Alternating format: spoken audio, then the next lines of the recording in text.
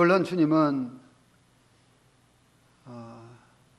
오늘 오실 수도 있고 1년 후에 오실 수도 있고 10년 후에 오실 수도 있지만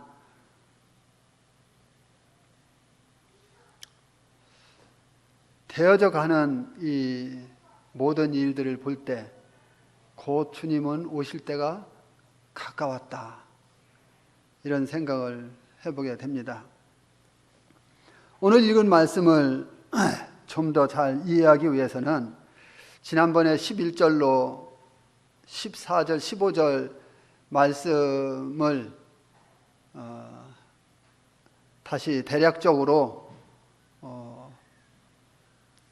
한번 상기해 보고, 그리고 오늘 본문 말씀을 함께 또 이어서 나누는 것이 좋겠다, 이런 생각을 하게 됩니다.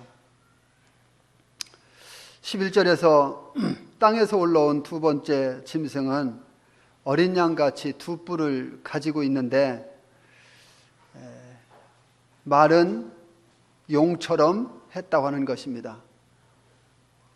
이것은 거짓 선지자가 하나님의 어린 양처럼 위장하기 위해서 두 뿔을 가지고 있으며, 외모는 양같이 변장하여 아주 유순한 것 같지만 그 실체는 사단의 도구로서 사단을 대신하여 말하고 있는 것이라고 하는 것을 알 수가 있습니다.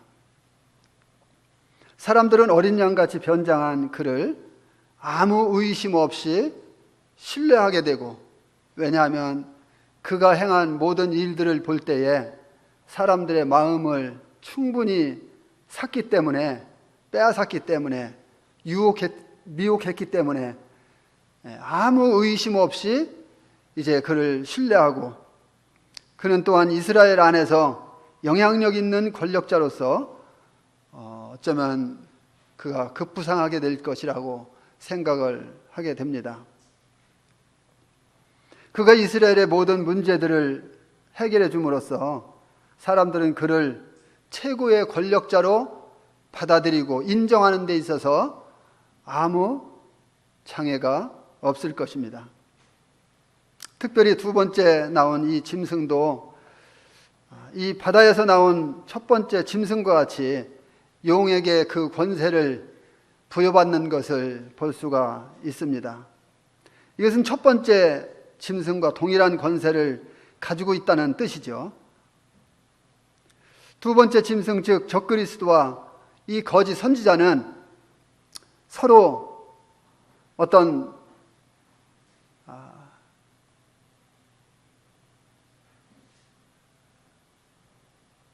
경쟁관계나 대립관계에 있지 않고 협력관계에 있는 것을 볼 수가 있습니다. 이것은 무엇을 말합니까? 이것은 그 배후에 사단이 있다고 하는 것을 말하는 것입니다. 그 배후에 사단이 있어서 조종하기 때문에 적그리스도와 거짓 선지자는 절대로 협력관계에 있다고 하는 것입니다.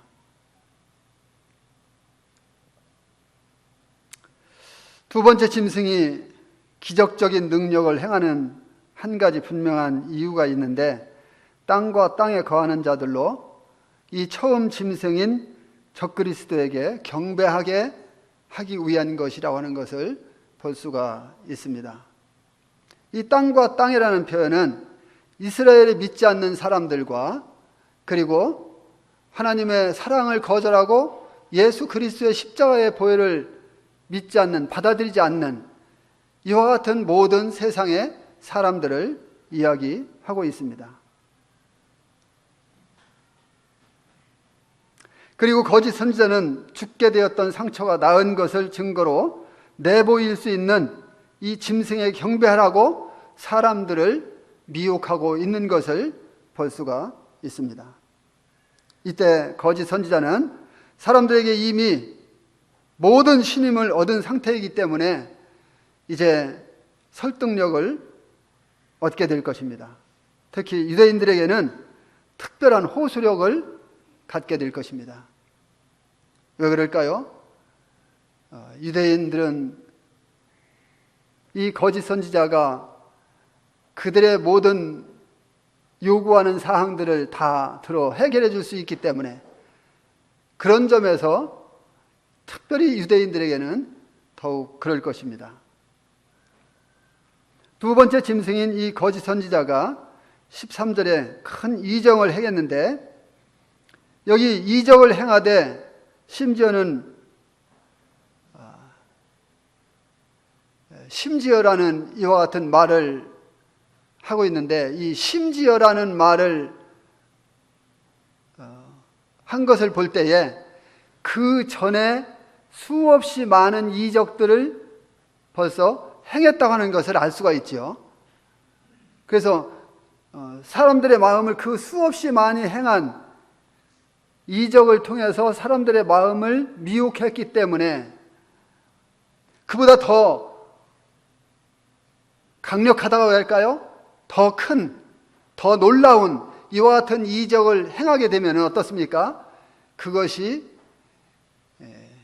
그를 완전히 신임하게 되는, 그래서 어떻게 합니까? 하늘에서 불이 내려오게 하는 이적을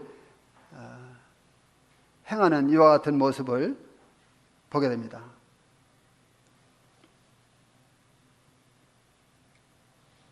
마태복음 12장 28절에 보면은 예수님께서 서기관들과 바리새인들이 표적을 보여달라고 요청했을 때에 예수님은 이 악하고 음란한 세대가 표적을 구하지만 나는 너희들에게 요나의 표적 보여줄 것밖에 없다고 말씀하시면서 그들에게 표적 보여주는 것에 대해서 허락하지 않으셨습니다. 그런데 이 거짓 선지자는 어떻습니까? 유대인들과 모든 사람들 앞에서 예수님께서 거절하셨던 그 표적을 보란듯이 행하고 보여주는 이와 같은 일을 통해서 그들의 마음을 미혹하게 될 것입니다. 심지어 불이 하늘에서 땅에 떨어지게 하는 이러한 이적을 행함으로 이제 그들의 최종적인 신임을 얻을 것입니다. 왜 그렇습니까? 열왕기상 18장 38절 보면은 엘리야가 바알의 선지자 450명과 함께 싸울 때에 바알의 선지자는 행하지 못했던 그 이적을, 그 기적을 엘리야는 행했지요. 하늘에서 불이 내려오게 하고, 그리고 재물과 돌과 흙과 심지어는 도랑의 물까지도 다 태워버리고 말려버리는 이와 같은 것을 통해서 이제 백성들로 하여금 여호와 그분이 하나님이시라고 하는 이와 같은 고백을 하게 하고, 그리고 엘리야가 참 선지자라는 것을 증명했던 이 사건을 이스라엘 백성들은 잘 알고 있기 때문에 하늘에서 불이 내려온다고 하는 것은 그와 같은 것을 이스라엘 사람들로 하여금 생각나게 할 것입니다. 이건 뭐예요? 거짓 선지자가 그들을 속이기 위해서, 미혹하기 위해서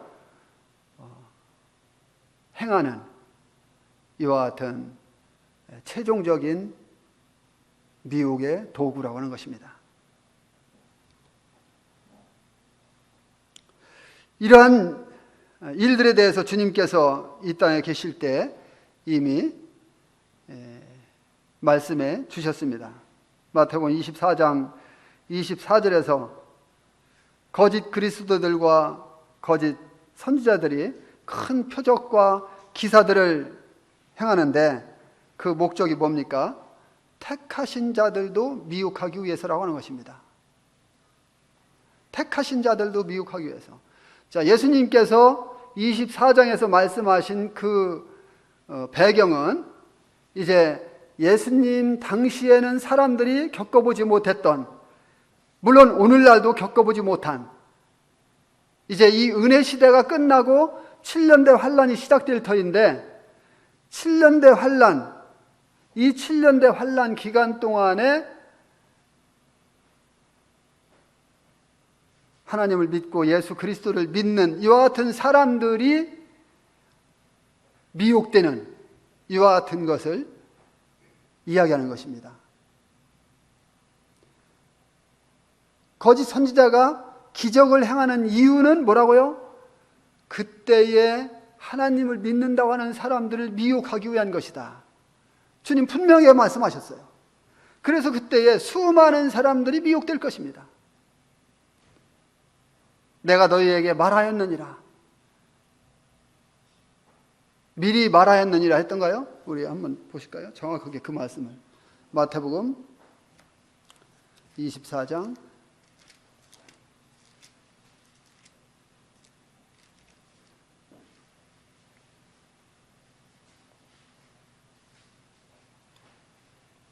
'미리 말하였노라.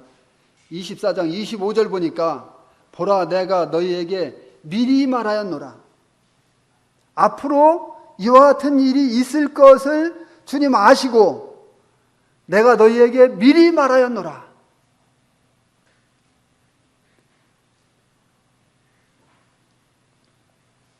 그러면 어떤 사람들이 미혹된다고요? 하나님을 믿는다고 하는 사람들. 그래서 예수 그리스도를 믿는다고 하는 사람들이 어떻습니까? 환란이 너무 심하고 너무 견딜 수 없으니까 빨리 예수님이 오셨으면 좋겠다. 그 예수님이 빨리 오셨으면 좋겠다. 기다리고 사모하는 이와 같은 사람들에게 그런 미혹이 더 빨리 올 것입니다.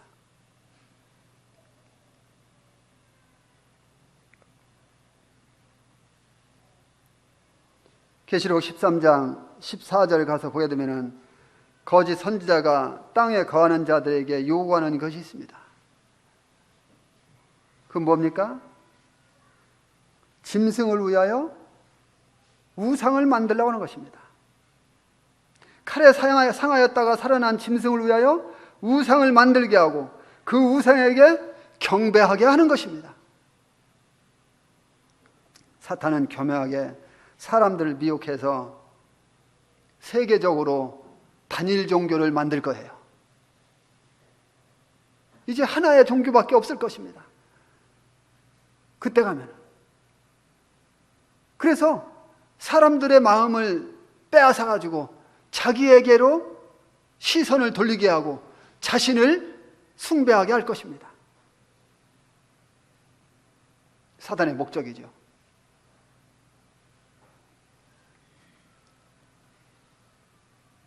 (15절을) 보면은 거짓 선지자가 사탄에게 권세를 받아서 짐승의 우상에게 무엇을 줍니까? 생기를 줍니다. 이것은 속임수예요. 내가 볼 때는 속임수입니다. 왜 그렇습니까? 생기를 줄 수 있는 것은 하나님밖에 없어요. 생명을 빼앗아갈 수 있는 것도 하나님밖에 없어요. 그래서 이것은 사탄의 속임수다 하는 것을 생각해 보게 됩니다.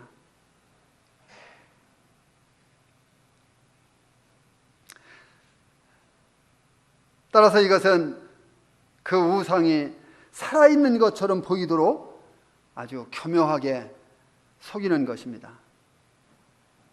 그때 사람들은 거짓 선지자의 초자연적인 능력을 생각하게 되면서 그를 따르게 될 것입니다. 그러나 그것은 데살로니가 후서 2장 9절로 10절 말씀대로 사탄에게서 나타나는 거짓 기적에 불과하다고 하는 것을 우리는 잘 알고 있습니다. 속임수를 써서 그리스도의 사랑을 받지 아니한, 그리스도의 사랑을 받지 아니한 이와 같은 사람들, 그래서 그와 같은 사람들을 미혹해서 그와 같은 사람들에게 경배를 받는 사탄의 이런 모습을 보게 되는 것입니다. 그때 사람들은 어떻습니까? 그 우상에게 경배를 하든지 아니면 죽임을 당하든지 둘 중 하나를 택해야 되는 것입니다. 경배하지 않으면 어떻게 됩니까? 죽겠죠. 물론 잡히지 않으면 괜찮아요.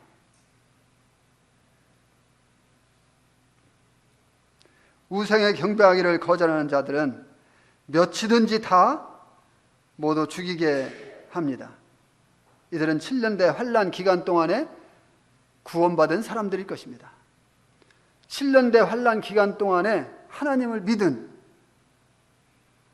이와 같은 사람들입니다. 그래서 그때 구원받은 이와 같은 성도들을 대상으로 수없이 많은 사람들이 죽임을 당하는 살육이 일어날 것입니다. 비참한 이와 같은 때인 것입니다. 몇이든지 다 죽이게 하는 이와 같은 때인 것입니다. 하나님께서는 이런 사람들에게 여전히 하나님의 자비하심을 나타내는 것을 볼 수가 있습니다. 하나님 참, 이것을 생각하면서 하나님은 참 놀라우시다. 7년대 환란은 뭐라 했습니까? 야곱의 환란이라고 했죠? 구약성경 보면 야곱의 환란이라고 했습니다. 이건 뭐예요? 이스라엘 백성들을 시험하기 위한 기간이에요.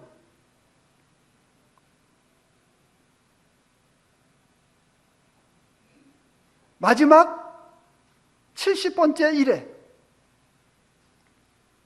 이스라엘 백성들을 시험하기 위한 기간인데 하나님께서 그럼에도 불구하고 하나님의 자비를 그들에게 나타내는 것을 볼 수가 있습니다.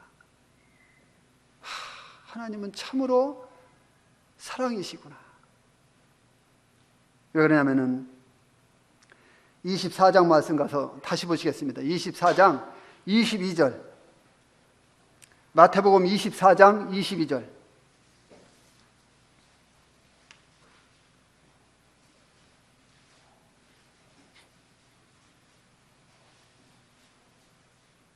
마태복음 24장 22절. 제가 읽어드리겠습니다. 그 날들을 감하지 아니하면 모든 육체가 구원을 얻지 못할 것이나 그러나 택하신 자들을 위하여 그 날들을 감하시리라. 제가 아까 말씀드렸죠? 여기 지금 24장 이 내용의 말씀은 앞으로 일어날 이스라엘 백성들이 감당해야 될 마지막 70번째 일에 7년 대환란이라고 하는 이 기간을 놓고 지금 말씀하시는 거예요. 그래서 여기에 택하신 자들이 누굽니까? 택하셨다고 하니까 어떤 사람들은 창세 전에 벌써 이미 구원받은 사람들을 다 택해 놨기 때문에 몇 사람을 그 사람들은 구원받는다 이렇게 생각하는데 그것을 말하는 것이 아니에요. 이 택했다고 하는 것은 그 7년대 환란 기간 동안에 예수 그리스도를 믿고 구원받은 사람들을 말하는 거예요.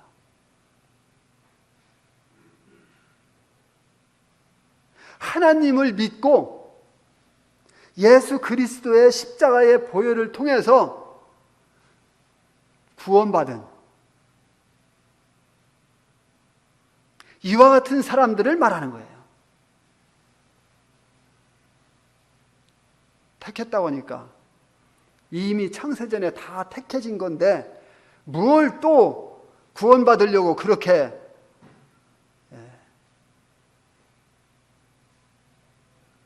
성경 읽고 교회 다니고 이미 택해졌는데 이게 아니에요.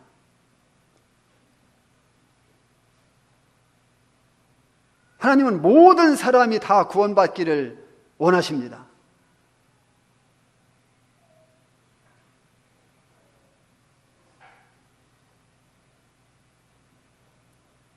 그래서 이 택하신 자들을 위해서 그 날들을 감하시겠다.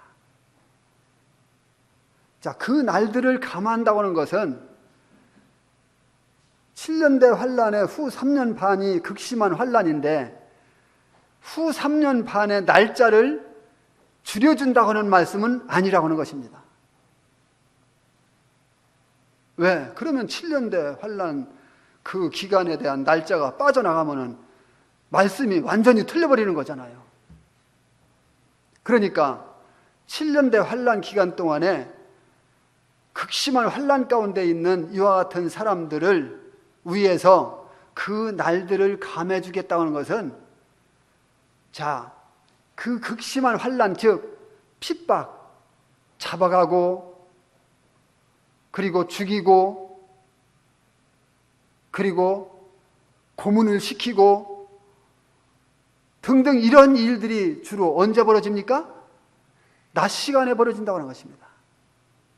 낮 시간에. 밤이 되면은 수색도 제대로 못 하겠죠. 잡으려고. 그게 낮 시간에 벌어지는 거예요.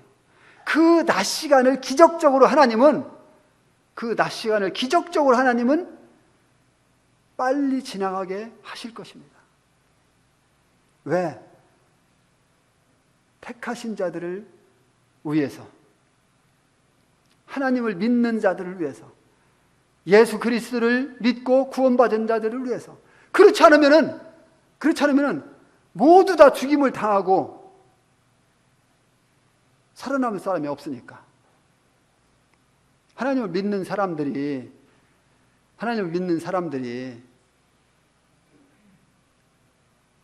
순교를 당할지언정 우상 숭배에 뛰어들진 않을 거란 말이에요. 그러니까 완전히 다 죽임을 당하지 않게 하기 위해서 하나님은 그들의 생명을 지켜주기 위해서 그 날들을 감해 주신다. 자, 그러면은요, 이스라엘 백성들은 이때에 어떻게 해야 됩니까? 그때 하나님을 믿는, 예수 그리스도를 믿고 구원받은 이와 같은 이스라엘 백성들은 이때에 어떻게 해야 될까요? 끝까지 견뎌야 되는 것입니다. 자신이 피하고 도망가고 숨고 붙잡히지 않고 끝까지 견디는 가운데에서 목숨을 건져야 되는 것이에요. 얼마나 비참한 때이겠습니까?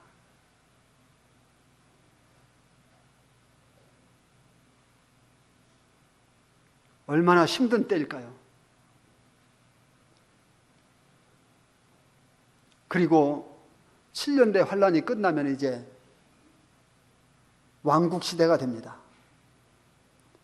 그리스도께서 1000년 동안 통치하는, 천년이라고 하는 어마어마한 이 긴 세월 동안 통치하는 왕국시대가 될 거예요. 그것을 천년 왕국이라고 하죠.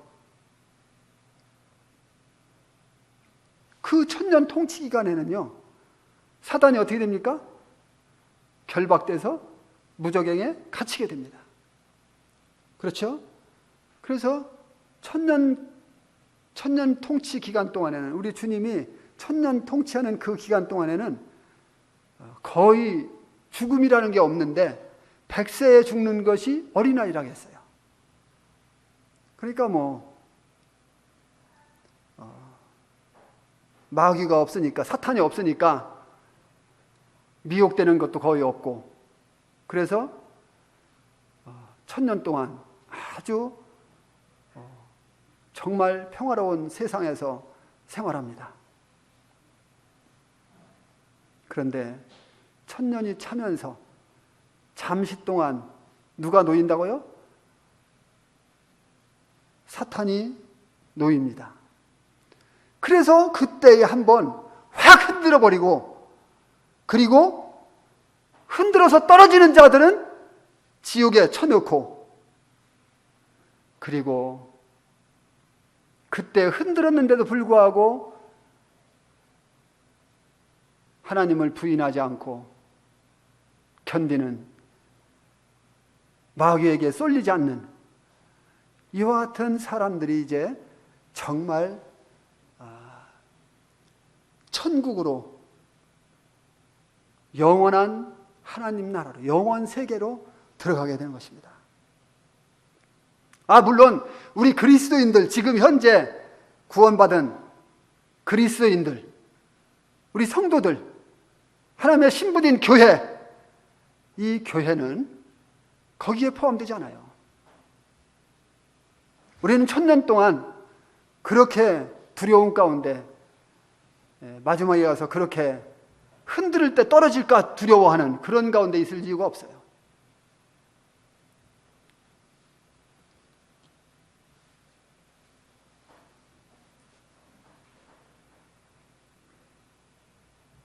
계시록 가서 말씀을 또 보시겠습니다. 요한계시록 13장 16절을 보게 되면은, 16절 다시 한번 읽겠습니다. 그가 모든 자고 작은 자나 큰 자나 부자나 가난한 자나 자유인이나 종들에게 그 오른손에나 이마에 표를 받게 하고, 여기 오른손에나 이마에 짐승의 표를 받는 사람들, 그러니까 이 짐승의 지배에 복종하고 굴복하는 이와 같은 사람들, 이 사람들은요, 잠시 동안은 생명의 위협을 느끼지 않고, 잠시 동안은 참 좋은, 살 거 사고 먹을 거 먹고 하면서 생명을 부자하면서 살아갈 수 있을 것입니다. 제가 오늘 그 주제를 말씀 안 드렸죠. 살기 위해 받는 짐승의 표. 살기 위해 받는 짐승의 표.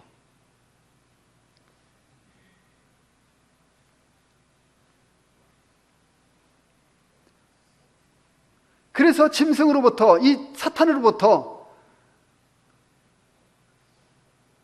죽임을 당하지 않고 잠시 동안은 생명을 부자한 가운데 살아갈 수 있을 것입니다. 그러나 요한계시록 14장 9절로 10절 말씀에서 말씀하고 있는 대로 하나님의 무서운 심판에 대해서는 결코 피할 수 없다고 하는 것입니다. 이건 뭘 말하는 거예요? 그들이 짐승의 표를 받게 되면 그들은 유황불못에 던져진다고 하는 거예요.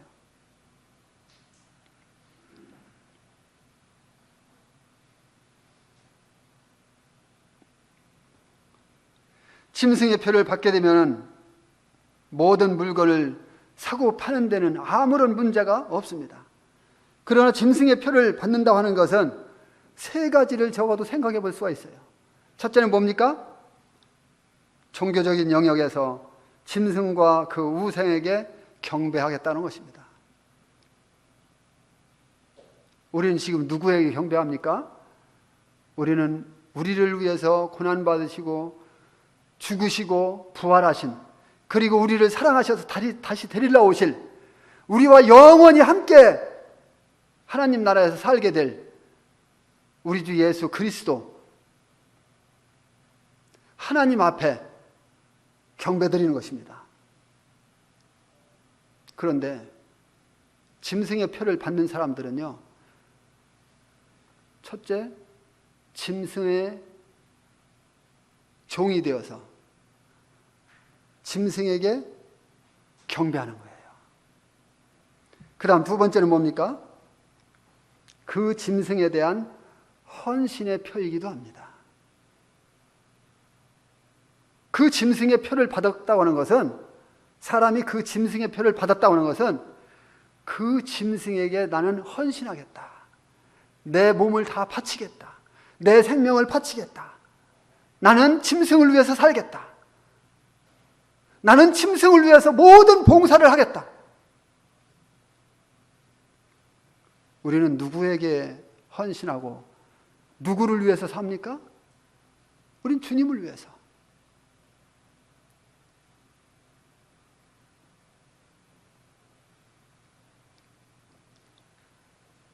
또 이 짐승의 표를 받는 것은 소유권을 표시하는 것이기도 합니다. 짐승의 표를 받았다고 하는 것은 그가 짐승의 소유물,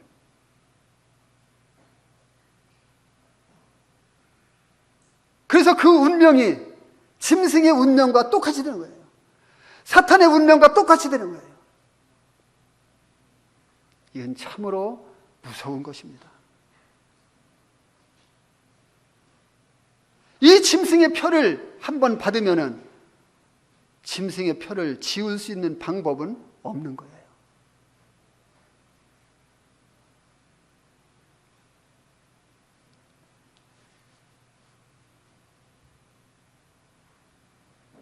(17절) 말씀 보면은,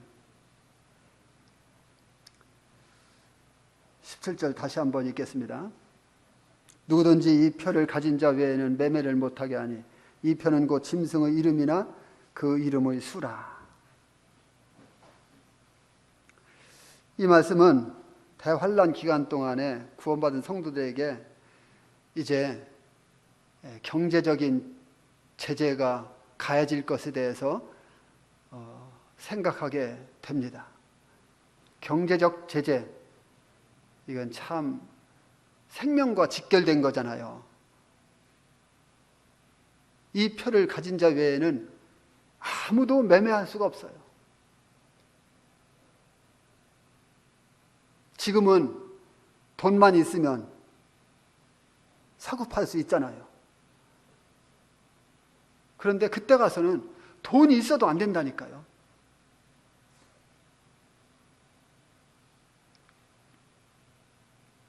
이때 살기 위해서 믿음을 버리고 이 짐승의 표를 받는 이와 같은 사람들도 없지 않아 있을 것입니다. 그런 사람들이 어떤 사람들일까요? 분명한 믿음 가운데 있지 아니한 사람들일 것입니다. 확신 가운데 있지 아니한 사람들일 것입니다. 주로 믿음이 연약한 이와 같은 사람들에게로부터 자기가 살기 위해서 짐승의 표를 받는, 그리고 우상 숭배하는, 끝까지 견딘다고 하는 게 뭐예요?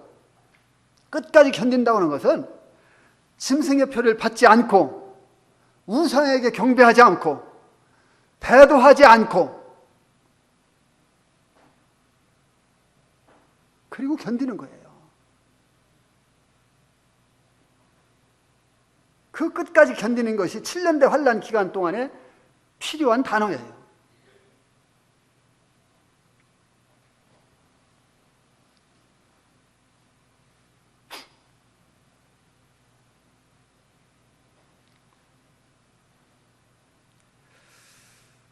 만약 어떤 사람이 짐승의 표를 거부한 이와 같은 성도에게 먹을 것을 제공했다면 그는 생명을 내놓고 그 일을 했을 것입니다. 왜냐하면 그것이 발각되면 그도 사형당할 것이기 때문에. 그런데 그가 그렇게 한 것은 그는 분명히 하나님을 믿는 사람일 것입니다. 그가 예수 그리스도를 믿고 이제 예수님이 다시 오시기를 기대하는 이와 같은 사람일 것입니다.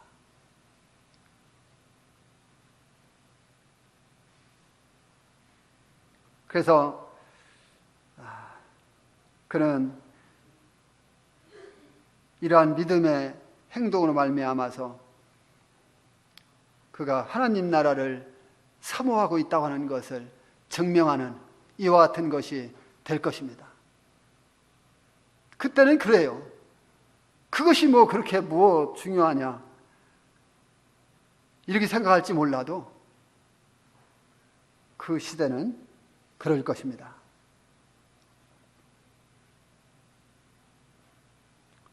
그리고 그는 이제 우리 주님께서 천년 통치를 하시기 위해서 이 땅에 오시게 되면은 당당히 주님 손 붙잡고 천년 통치가 이루어지는, 우리 주님 천년 통치가 이루어지는 그 천년 왕국으로 당당히 들어갈 것입니다.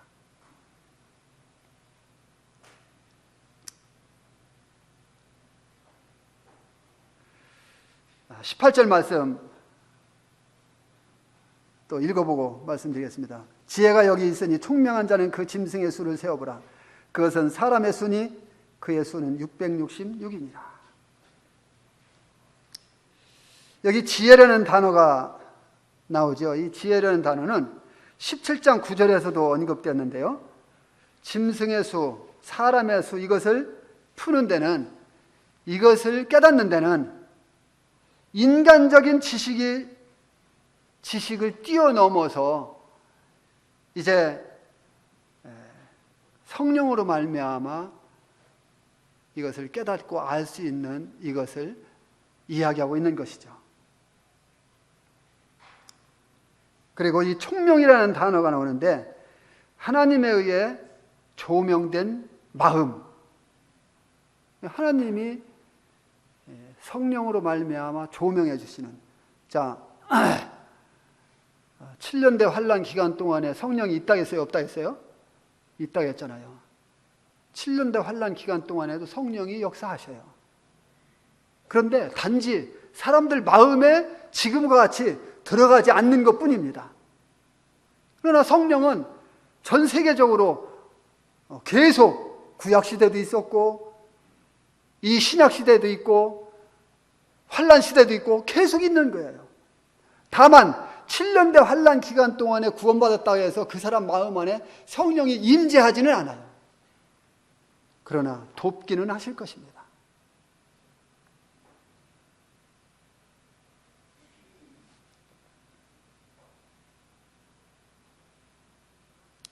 다니엘서 12장 10절에 오직 지혜 있는 자는 깨달으라고 말씀하셨습니다. 그러니까 성령님께서 주시는 이 지혜로만이 여기에서 주어진 이 인물에 대해서 우리가 깨달을 수 있고, 그래서 성령을 모시고 있는 그리스도인들은 이 말씀을 보게 되면은 아는 거예요. 깨닫게 되는 거예요. 그러나 성령이 없는 사람들에게는 어때요? 성령이 없는 사람들에게는 봐도 깨닫지 못하고 이해를 못하는 것이죠.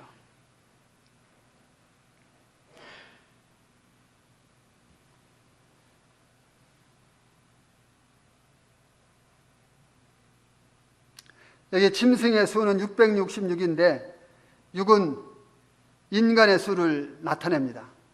그러나 7은 완성과 완전의 수입니다.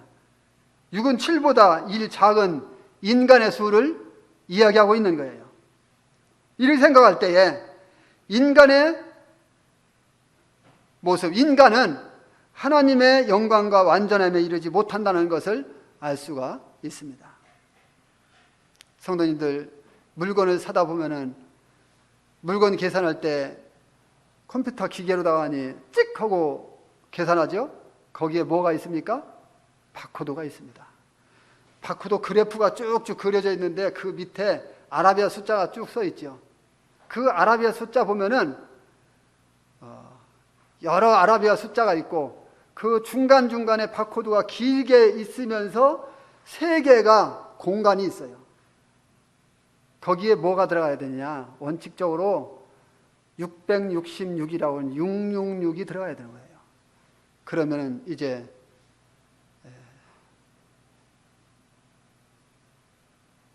사탄이 완전 통치하는 이와 같은 시대가 될 것입니다. 모든 물건에 보면은 바코드가 있어요.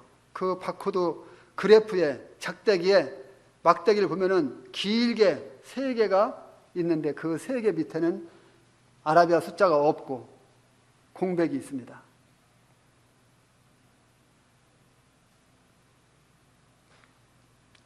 자, 오늘 말씀을 통해서 교훈받을 것이 있습니다. 사탄 마귀가 장래 어떤 음모를 꾸밀지, 어떻게 사람들에게 괴롭히고 사람들을 얼마나 많이 죽일지, 그리스도인들이 어떻게 고난을 당할지, 핍박을 받을지, 이런 것들을 우리가 아는 것도 중요하지만 우선적으로 우리의 책임이 뭡니까? 우선적으로 우리의 책임은 야고보서 말씀 보고 마치겠습니다. 야고보서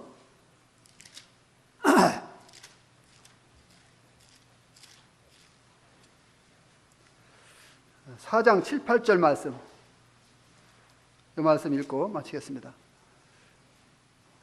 4장 7, 8절. 그런즉 너희는 하나님께 복종할지어다. 마귀를 대적하라. 그리하면 너희를 피하리라. 다시 읽겠습니다.